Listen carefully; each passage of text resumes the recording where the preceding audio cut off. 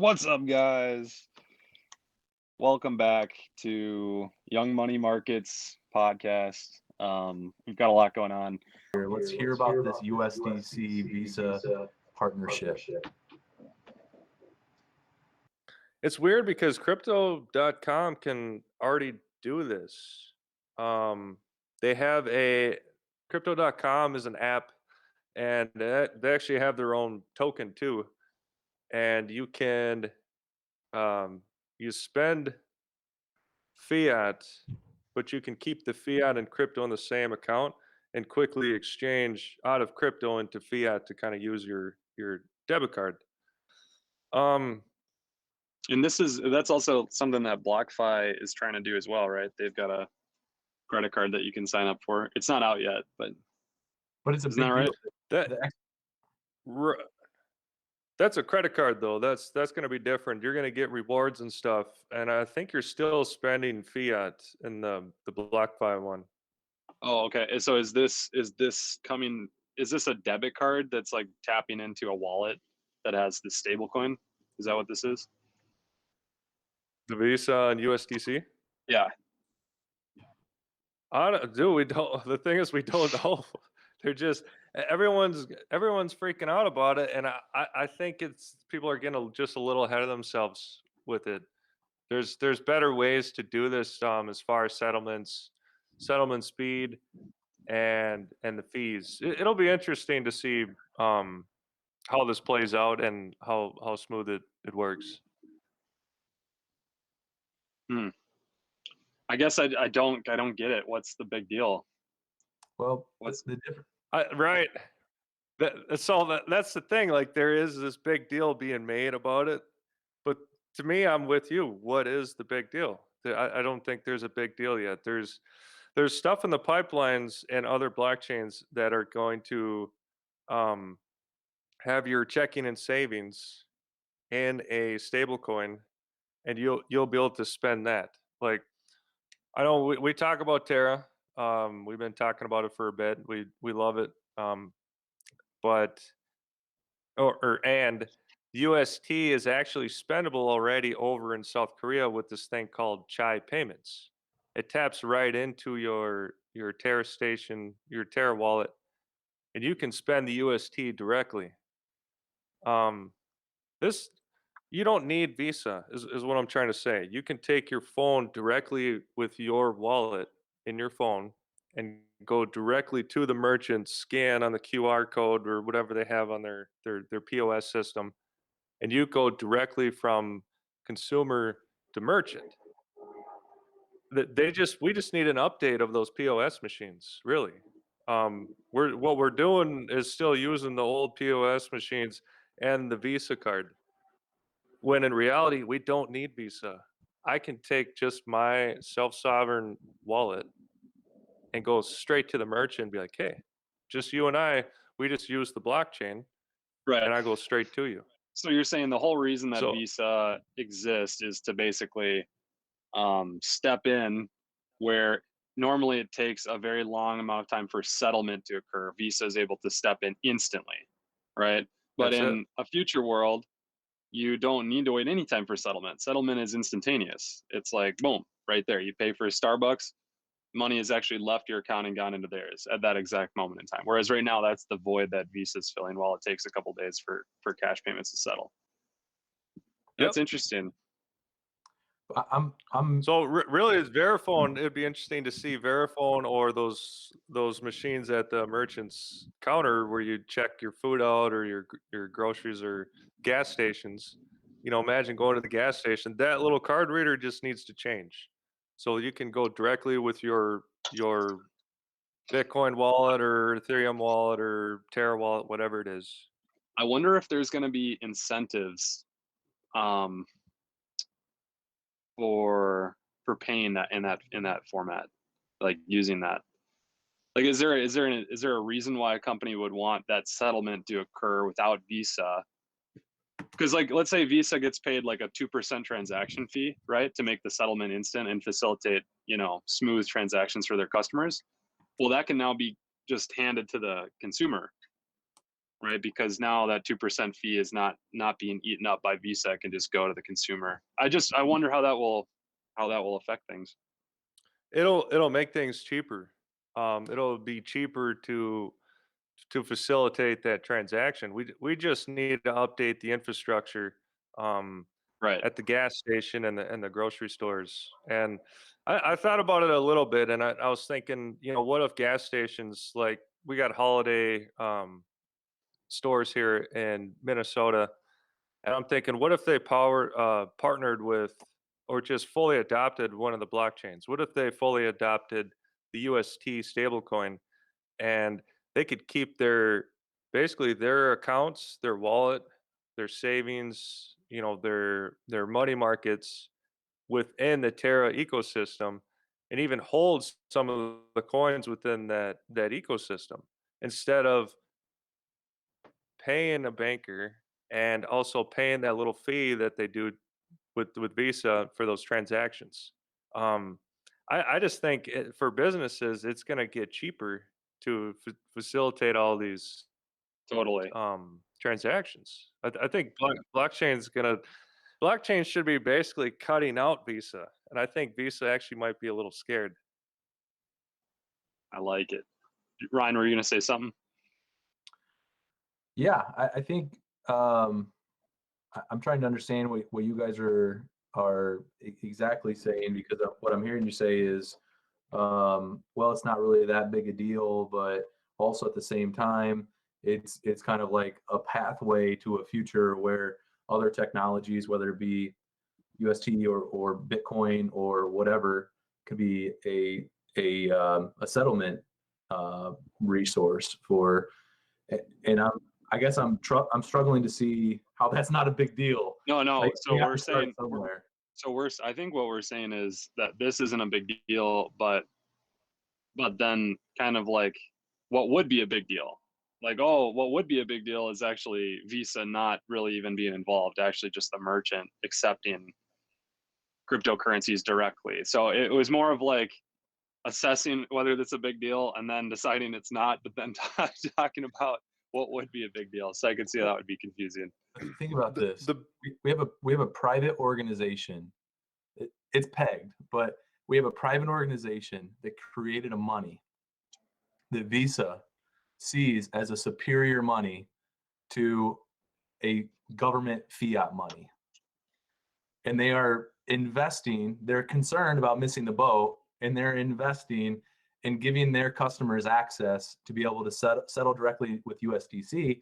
And there's a benefit to them because they can actually settle the payments significantly faster than with USD, which you guys covered. I just think that's amazing that, yes, it's still pegged, but like, we are one small step. Like, USDC, it could very easily be a coin that's not, like, the next step could very easily be something that's not pegged to the dollar.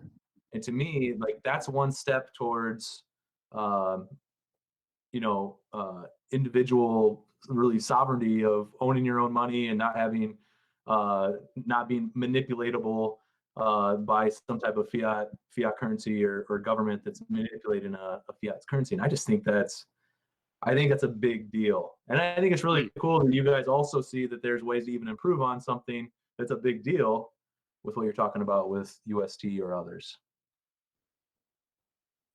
Yeah, I think it is a step in the right direction, and I guess I I think the regular person is going to say it's a big deal. I just feel like the whole point of this is to kind of get rid of the Visa. You know what I mean? Which is And a I think scary thing to say. And I know. and I don't think that's a anyone's really saying that. out there thing to say, but I feel the same way. Like, it's not about how can Visa get in on cryptocurrency. It's Visa is an intermediary in a financial system. Anytime there's and we've covered this before, anytime there's an intermediary in the financial system, that's a place for disruption. You guys, think about this for a second, and I might This have is been how I behind feel. the ball. I might have been behind the ball on this, but like a year ago, I listened to a guy by the name of Bitcoin Tina. I don't know if you ever listened to him, and he introduced to me some different thinking about money. and he was being interviewed by Jason, going parabolic guy. And Jason is an investor in BlockFi. So Jason asked Bitcoin Tina, what am I doing wrong? And and at the time, I was really, really excited about BlockFi. I had my money in there. I was like, dude, this is changing my life versus PNC Bank a year before. And Bitcoin Tina goes, Jason, you're investing in the past. And what you should be doing is you should be funding the future. And so, like, I understand what you guys are saying, because you guys are like, the future is so much better than this. But I'm talking like a year ago, BlockFi was rocking my world, and now a year later, like I went 32 years of my life in traditional, banks, and then like in 1 year I moved to something like BlockFi, and then the next BlockFi is outdated, and that's wild. I think sometimes you have to zoom out and be like, there's some crazy stuff going on right now. I think you're spot on, Ryan. I guess the thing for me is, like, once you see what something could become, it's just, at least for me, it's like I'm going for the throat, like, because it's just better, just objectively it can be better. I mean, it's not better right now. There's still way too much hoops that you have to jump through, and even just setting up a wallet is too cumbersome right now. But I just, once you like see and you've actually kind of understood what is possible, it's hard to lower your expectations and be like, yeah, this is great and this is comfortable, because you see where it could go, you know what I mean? Or you see how things could improve. So it's hard to celebrate sometimes, I think, like the small wins as we're making progress towards the bigger thing, because you're like, I know what we're capable of. Like, I'm not gonna like sit here and celebrate over like this, this little thing every time. So it's like an example of that is like Goldman Sachs. You heard they just came out and made Bitcoin like an official asset that they're recommending. It's like, some people were like, great, that's awesome, like Goldman Sachs, but who cares? If you're in our world, if you're like us, we don't give a shit about that, because we're thinking, how does this thing get to the next level, the next level, the next level? We're not thinking about Goldman Sachs today and then celebrating that. We wouldn't do that, right? So I think that's just kind of like the mindset that I guess I have with some of the DeFi stuff that I'm seeing elsewhere. The Goldman Sachs thing is interesting too, because I know my parents, they're not Goldman Sachs, but they're in like a Goldman Sachs wealth manager, and I ask them all the time, like, hey, they talked about crypto, they talked about Bitcoin, and still to this day, nothing about Bitcoin. Zero. Not even a mention to them as an investment possibility, or hey, you guys should maybe allocate some of this, or you guys maybe should think about nothing. So I like to look at it as a gauge. The funny thing about Goldman is last time they got in was at the very top of the last cycle. I saw that chart. That was hilarious. Picture? That was so funny. We always should pull that up. I'll see if I can find it. It's in the Signal chat. I posted it. If I know, if you man. pull I that saw up. it. It was great. Yeah, I got it right here. Yeah, I can share my screen.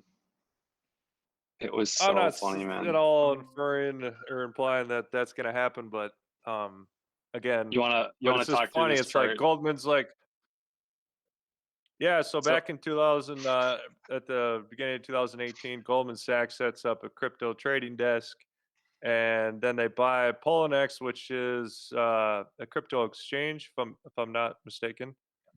And then look at down here on the bottom of 2019, the bottom of the Bitcoin price, Goldman Sachs closes the crypto trading desk.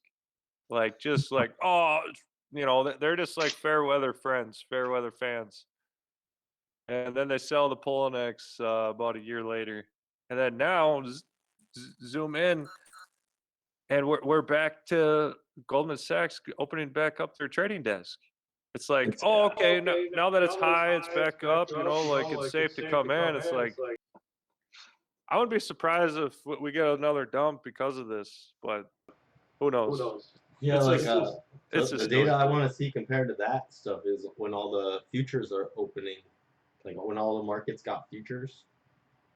That's the data you gotta look at right there. That's a good point. Actually, that's right before the last bear market is when Bitcoin futures opened up. It was a way to short Bitcoin. Hmm. But I've looked at the CME futures, and there just isn't really much going on in there. Really? It's not very liquid. Yeah.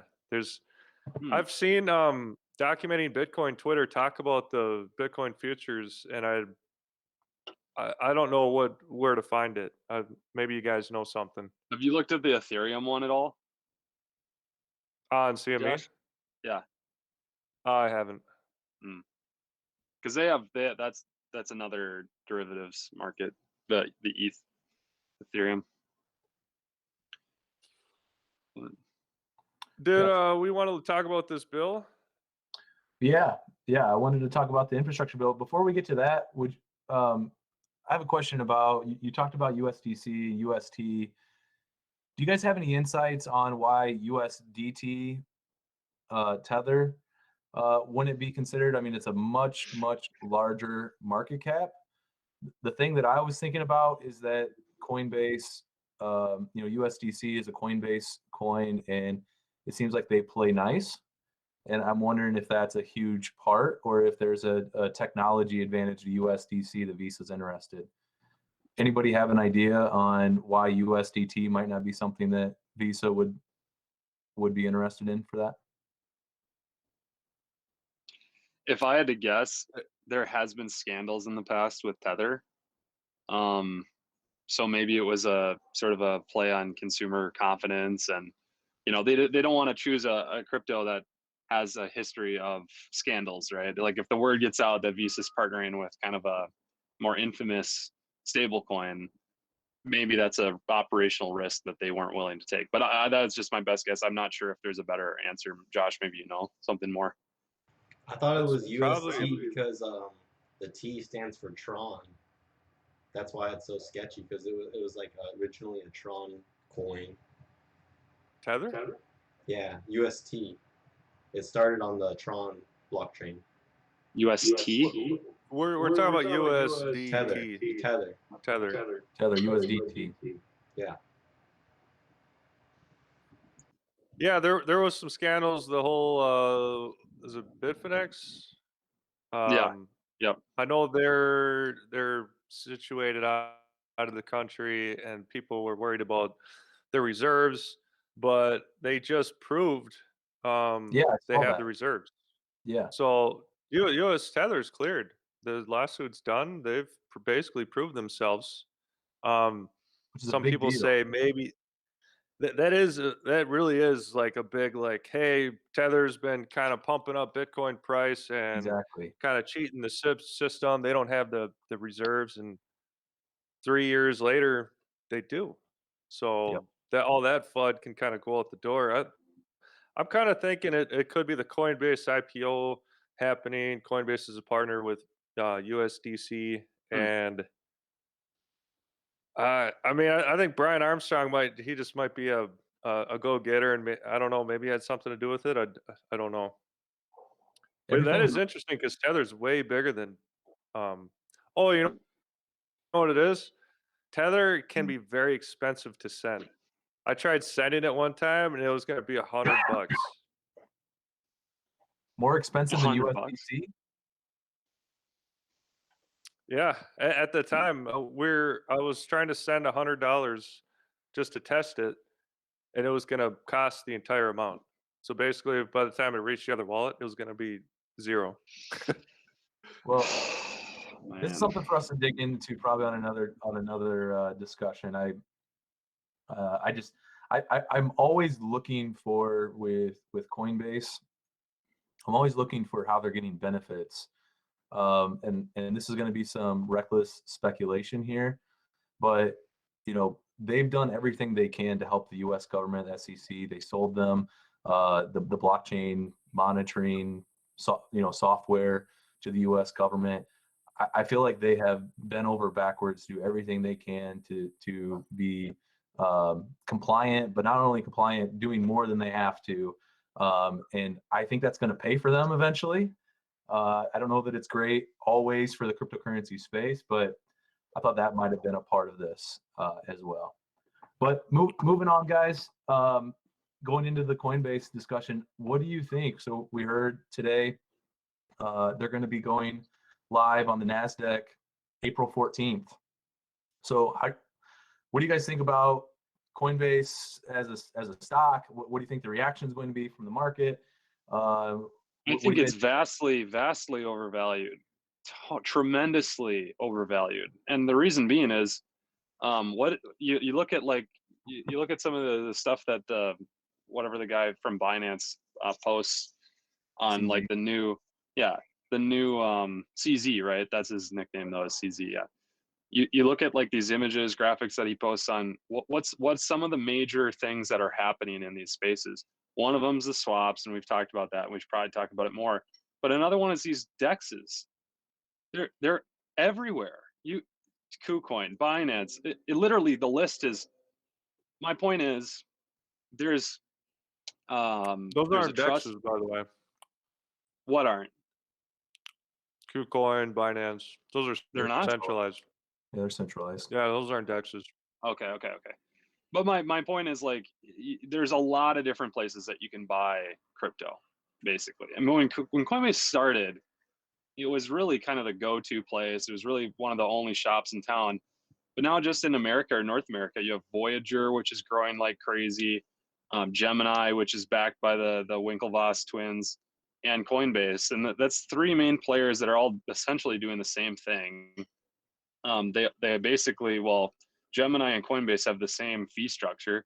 Coinbase Pro, I think, has a slightly less expensive model. But I just don't know what the long-term competitive advantage is for Coinbase, and I think it'll be a race to the bottom. Who can operate at the lowest fees possible? And that's a lot of downward pressure on things like revenue and gross margin, things like that. So I think the valuation, what is it, like 80 billion or 100 billion or something like that? I think that's what the IPO valuation is. It's, to me, there's no way that it's an $80 billion company. The intellectual property, the moat around the company doesn't feel very wide to me. So I'm not an investor in Coinbase. I'll use the product. I think it's a great product. There are certain elements of it that I like. Like, I like that you can watch videos and get paid small portions of different cryptocurrencies for just learning about them. That's dope.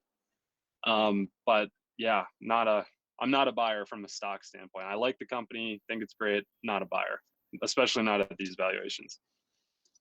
I haven't seen their trading volume,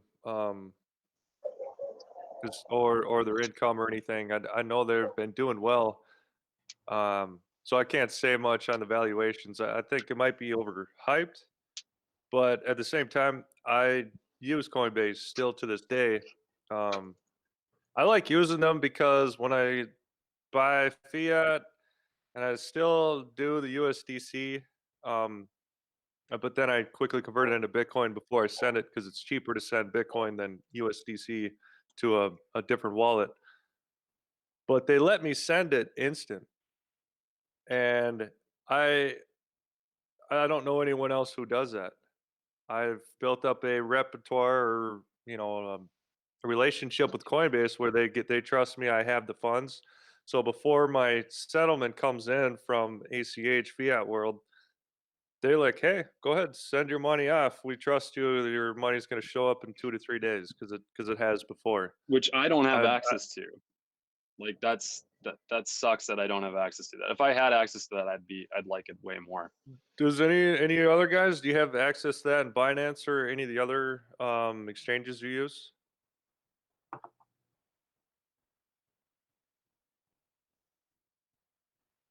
Yeah, Like, are you able to send funds instant after you convert to crypto? Well, Celsius will let you lock in the price.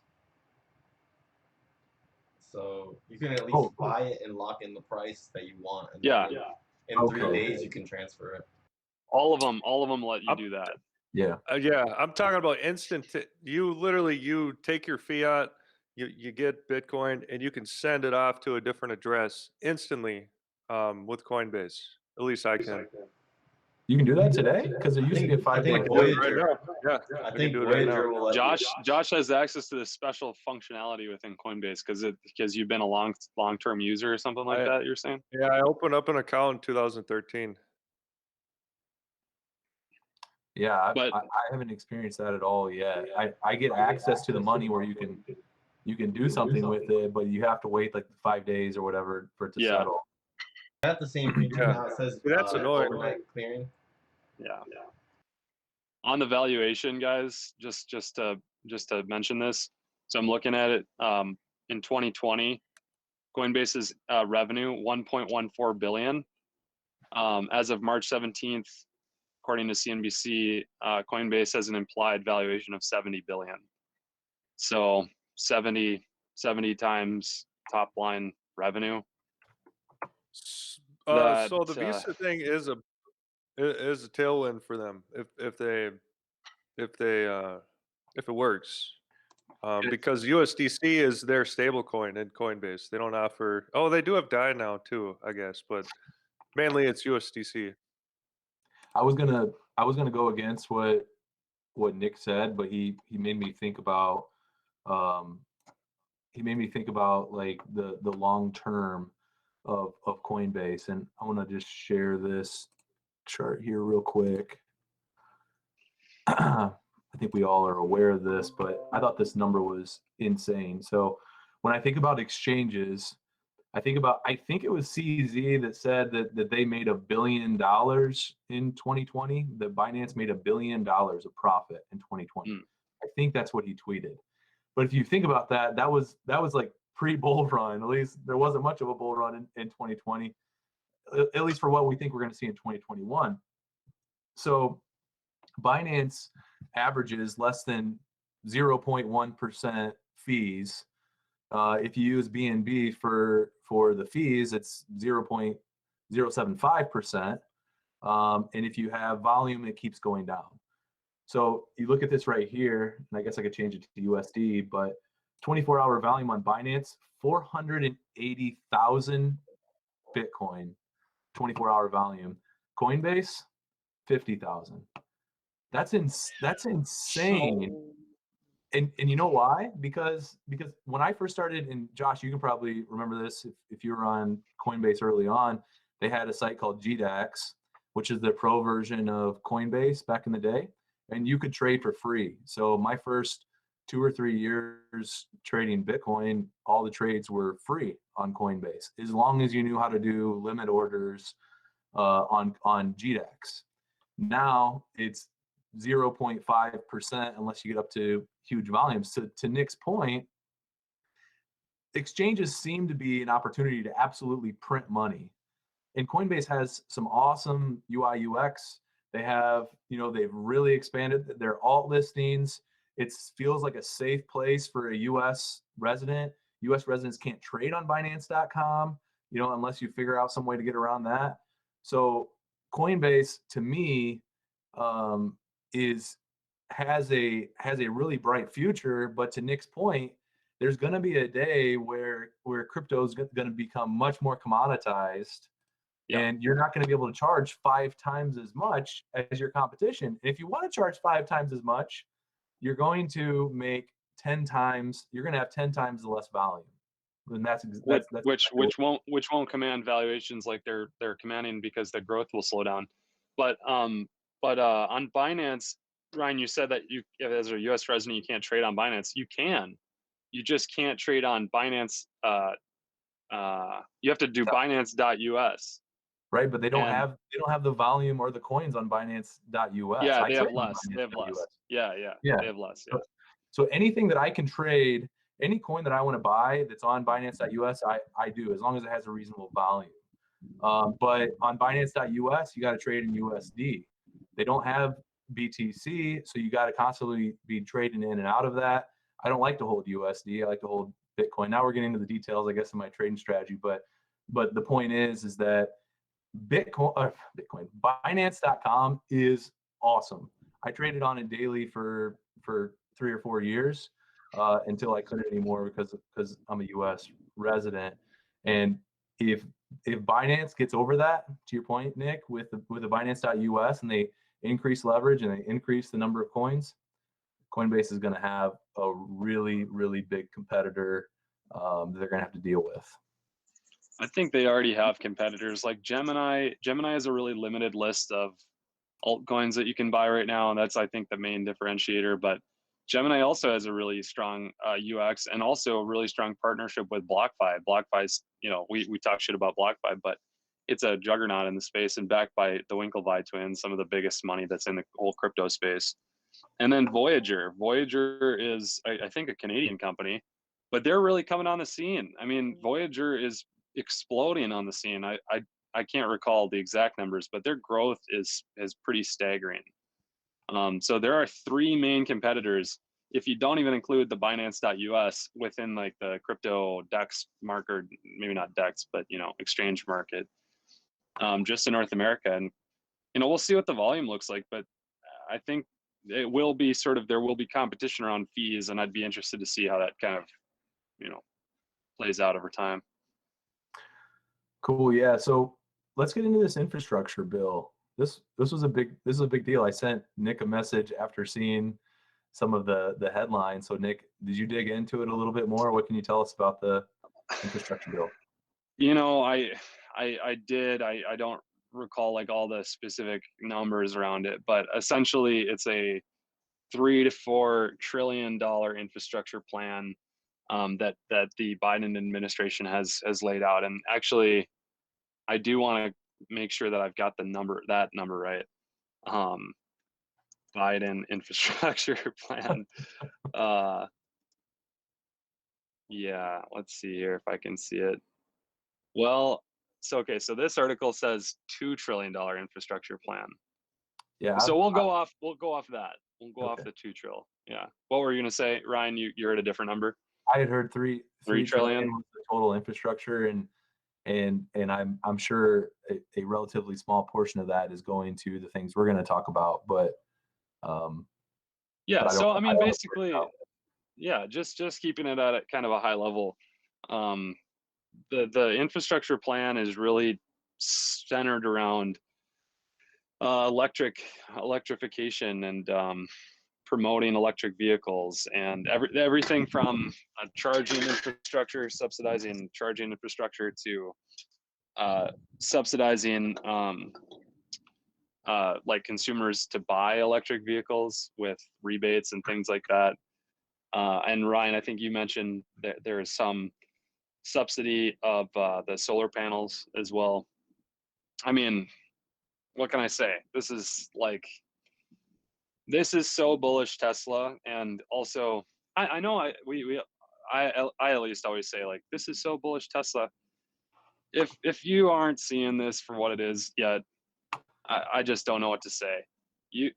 This is like the company that lined up, like the stars fucking aligned so perfectly for this company. You've got a pop culture CEO who also happens to be the smartest guy in the room, regardless of the room that he's in. He's got a magnetic personality. He's made electric vehicles into a sexy commodity. You know what electric vehicles used to be? They used to be the thing that, your weird uncle bought because he was too cheap to buy gas. And it was just like this shitty thing that nobody wanted to drive. Tesla has flipped that script on its head. We're watching this thing unfold. This is not like anything that we've ever seen before. And you know what the other thing is here? It's a global competition. It's a global competition. We have VW that's really putting their foot out there in the space. NIO is really active in China, and XPeng, and we've got Li Auto and some others.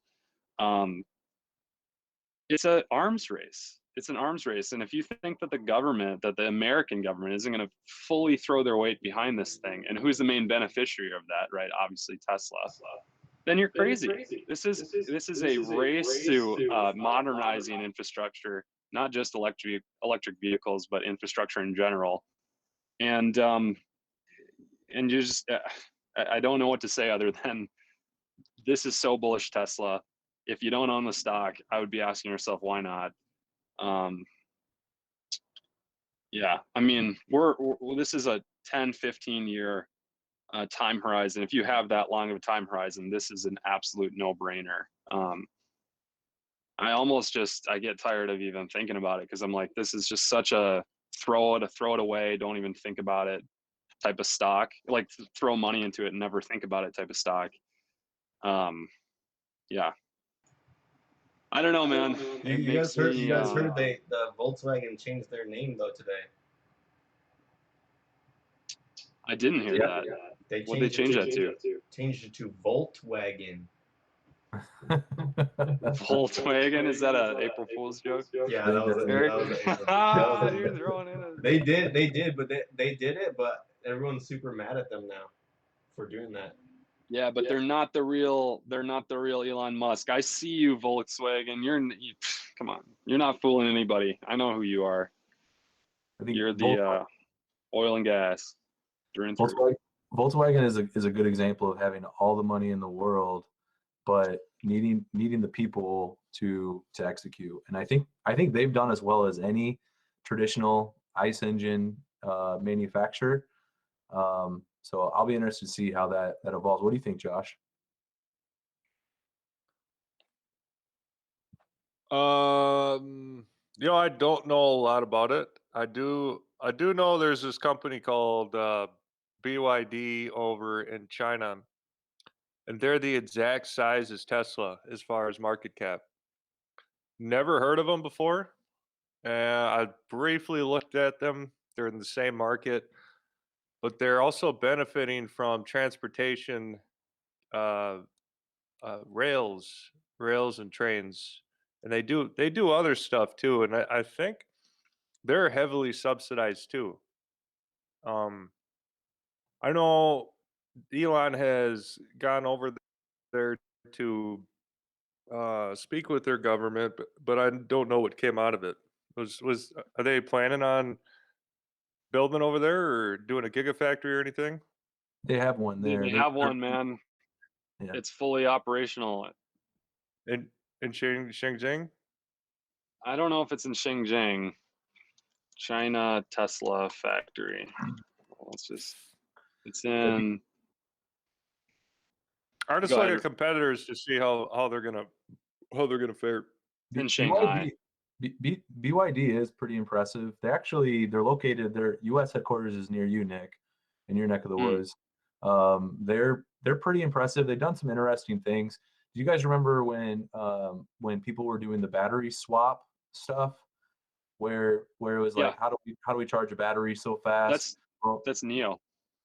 NIO's did it. BYD was doing it as well, I believe, with local like taxis. They were trying to do it. I believe interesting. I saw one of the BYD. Google search their cars. Their cars are really, really slick looking. I have no idea if their technology is even near Tesla, but they're so far ahead of other competitors in the U.S. Huh. Interesting. So, yeah, do they own mining rights or anything, or because they're in batteries? Do they have any financial interest? Well, that's the batteries is the thing that sets Tesla apart. Everybody thinks about Tesla as a car company, but they're so much more than that. They're a engineering company. They're making battery technology. They're making technology to make the robots to make the cars. So Tesla is operating at a completely different level, and they're also working on the infrastructure stuff.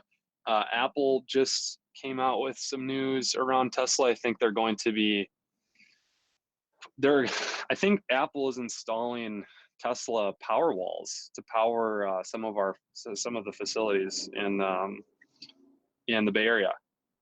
So Tesla is not just a car company. Like I almost feel the need to like repeat that. Like Tesla is not just a car company. They are going to be doing way more of these power wall installs and eventually the solar. I think the solar suffered because they haven't had the bandwidth to really put focus and attention on. But trust me, once they do, they'll knock that out of the park, just like everything else that they touch. But let's I'm always the guy on these calls that has to get the other side of the Tesla, even though I love Tesla. And I always have to give give my credentials for whatever reason for some, but with the battery technology, Nick, I'm telling you, Tesla, yes, they are doing an awesome job in the automation of their production process. However, creating a C battery and putting a bunch of them in a pack is not innovation. It's risk management. They're taking the same technology that any OEM has access to. It's a C battery. The only thing is that Tesla is willing to take the risk that comes along with putting that many cylinder C batteries in a battery pack, and that's going to continue to happen. Like we have LG battery is built just not too far, and I've been to their facility before, and they could make the same thing. The problem is and this goes back to culture. The problem is a company like GM, like Ford, like FCA, like Volkswagen, they can't get the risky stuff through their legal system, through their legal department. Tesla can. And so that's where I agree that they're going to take chances. They're going to innovate in part because they're going to take chances. I don't know if you're implying that they're putting out a product that may not be as safe as another product, and then they're, and so maybe there's some benefits to be had by doing that. I don't necessarily know that's the case if you follow Tesla's performance in terms of safety, and I know this is more about like collision control, collision safety. They're consistently, I think the Model 3 and the Model S are the two safest cars in the world but in terms of like JD Power safety rating or something like that. I do want to share one snippet of an article that kind of speaks to the battery technology that I'm talking about. So Tesla had this event that they put on about 6 months ago, I want to say, and it was called the Battery Day event, and I watched this live. They are innovating in the battery space more than just putting like the same type of cells or cells into a pack. There's like a whole host of different things that they're doing, but one of the things that they're doing is creating this tabless battery. And I'm not an electrical engineer, and I don't know like all the details here. That's a pouch battery. Yeah, tabless pouch battery, right? Well, I'm not sure if it's pouch. This is the image of it. I don't know what pouch means. Cylinder. Yeah. Yeah. So so basically, the way that I'm understanding this is they're able to get more power, more range, and more lifespan out of the same form factor in the battery, just because they're innovating on in terms of how the battery is being made. It's energy density.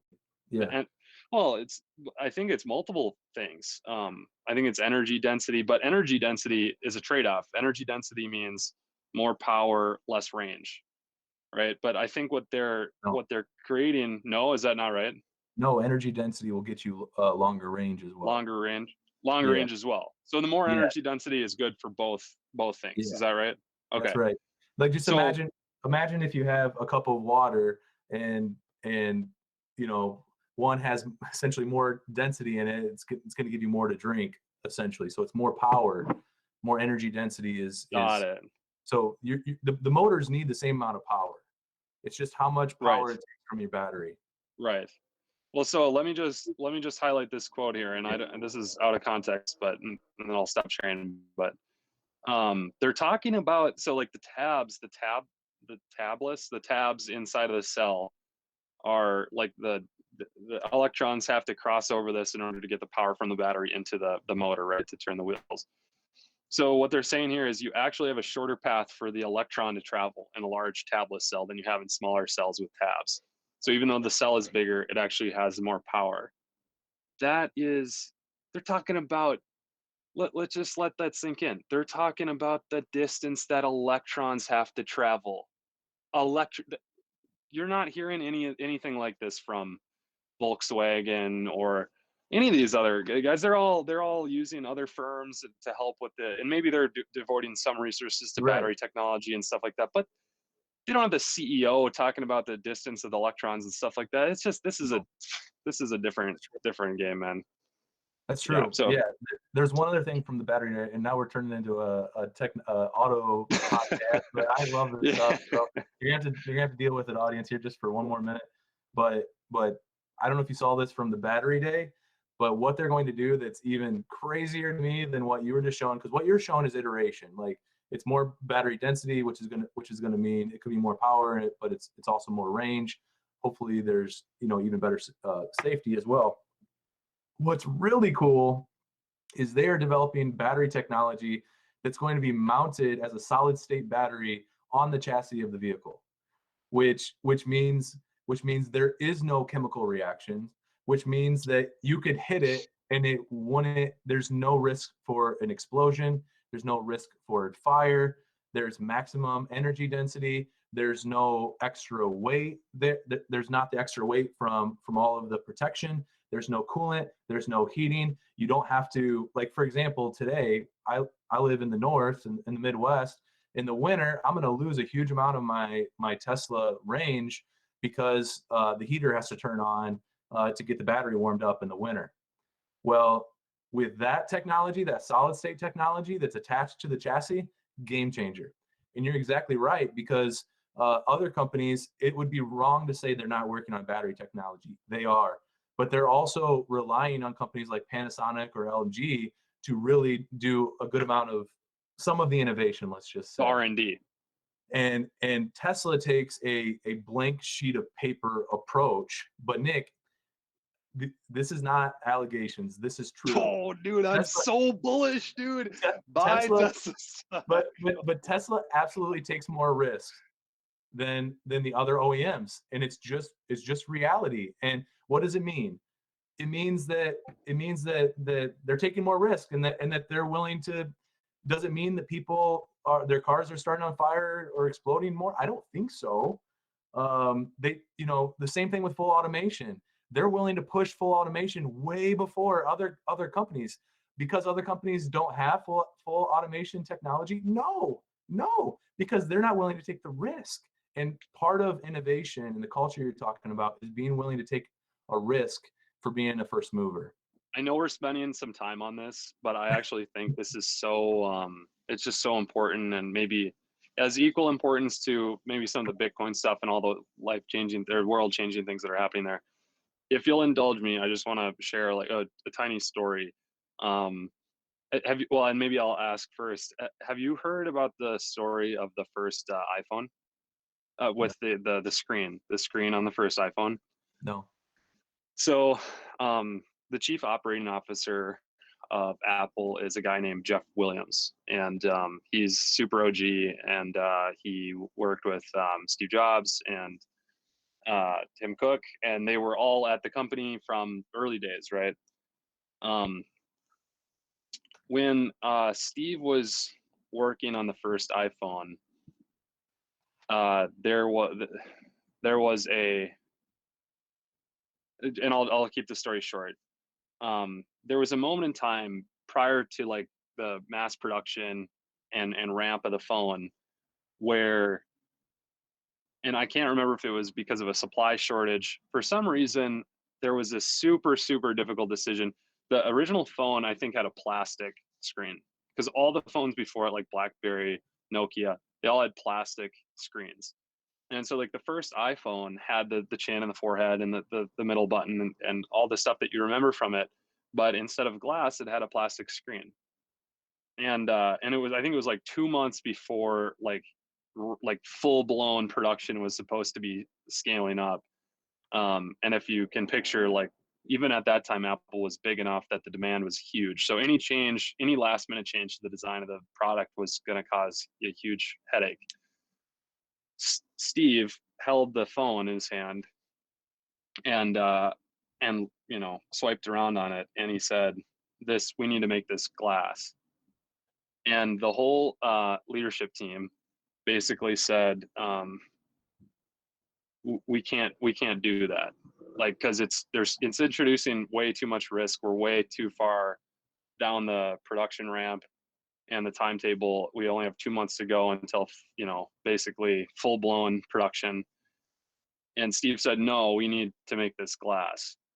And it was like, from then on out, it was like day in, day out, 24 hours a day, these people were like killing themselves to make this happen. And they made it happen. It was a miracle, literally a miracle that they were able to accomplish that. But one of the things that they attribute the iPhone success to was that this beautiful glass display, right? That was huge, and you were able to actually use it and have apps on it and things like that. But I think it takes, my point is, I think it does take that like risk taker mentality. Like, no, if it's not right, we're not doing it, you know, or like, we can do it. I'm going to challenge everybody to do that. You need to, if you really want to do something different, right, and like make a difference, I feel like you need that in your culture and your DNA. And that's what I see when I hear things like that, Ryan. Yep. Yep. There's no doubt about it.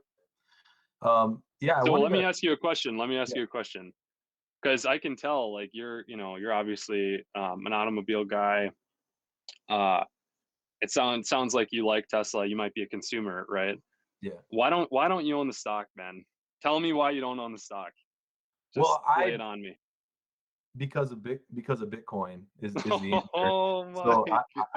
I bought as much. Oh boy. I bought as much Tesla as I could physically buy.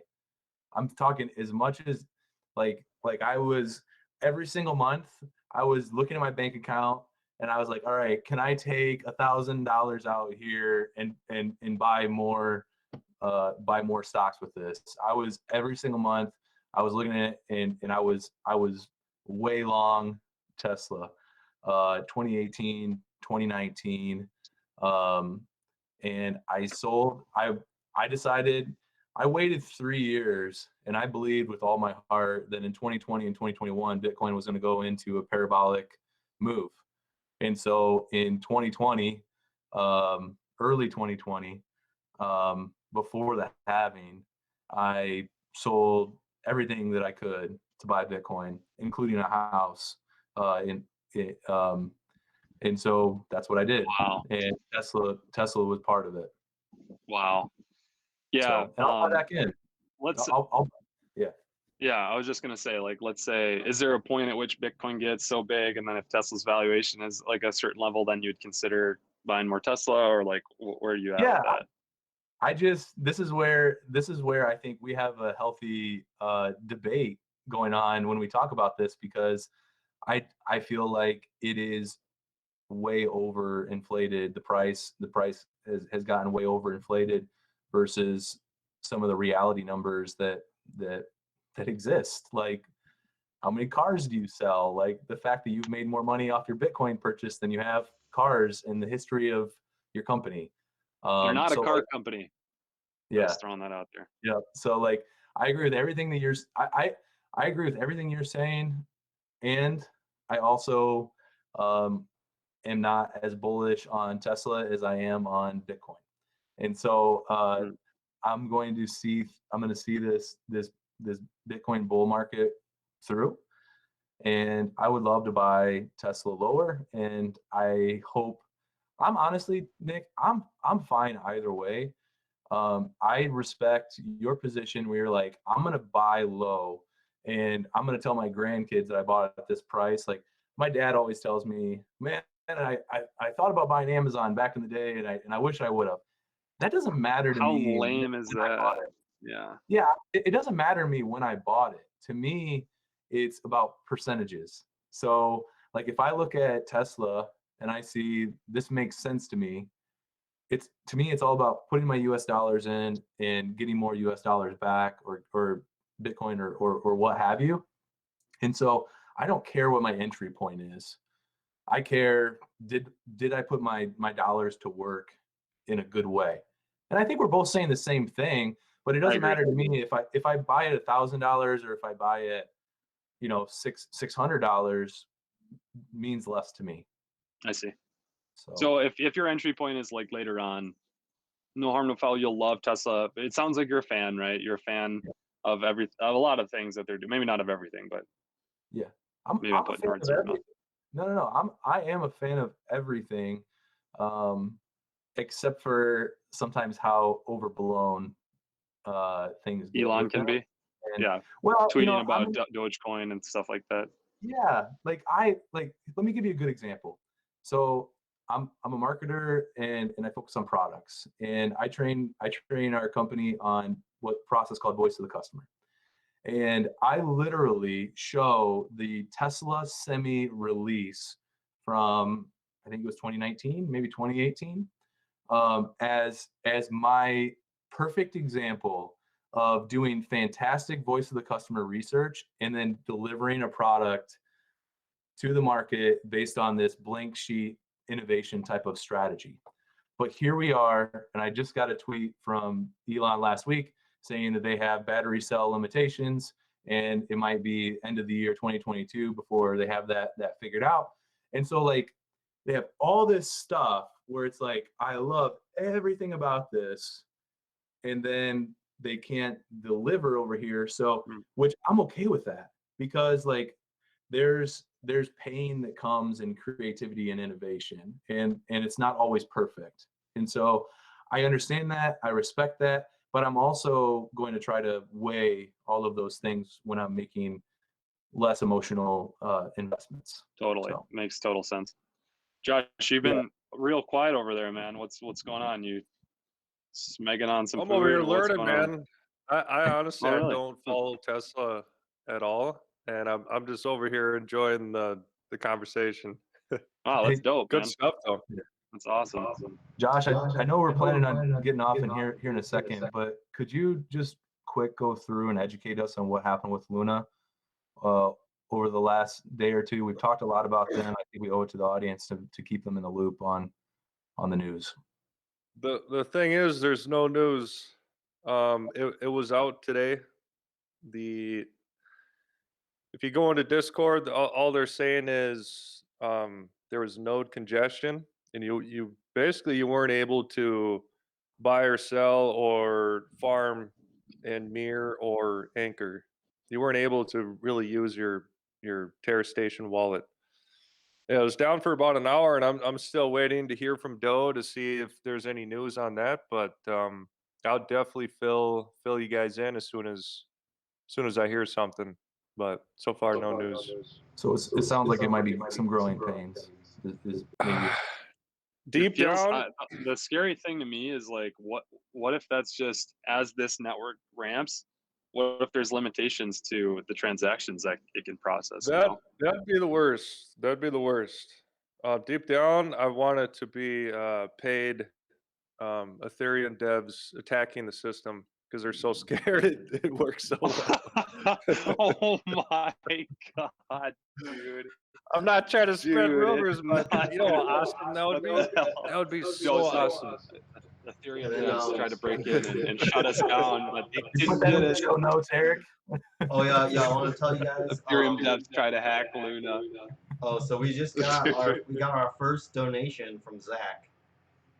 Wow. Hey, He thanks, gave Zach. us our first bit. He gave us our first bit donation.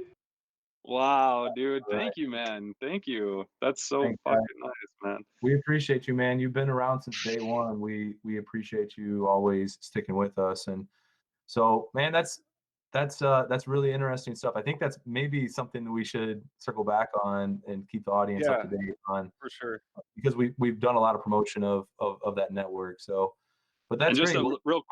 real quick, a pitch on Mir. So Mir, I've gotten heavier and heavier into Mir, and now it's pretty substantial chunk of my portfolio, and it popped today. So it's really weird. Luna shut down, but Mir was up like 14% or something like that. So I'm happy with it, but yeah, strange. And then the liquidity pool shot up too. Did you see that, Josh? People are using that thing a lot more. Dude, TVL and Mir's up. Actually, Luna price is still steady. It's actually up since it opened back up. I actually bought more after it opened back up because I think it's some degenerate. I don't know. I'm a degenerate. They call themselves lunatics. I think I'm becoming one. Well, I did.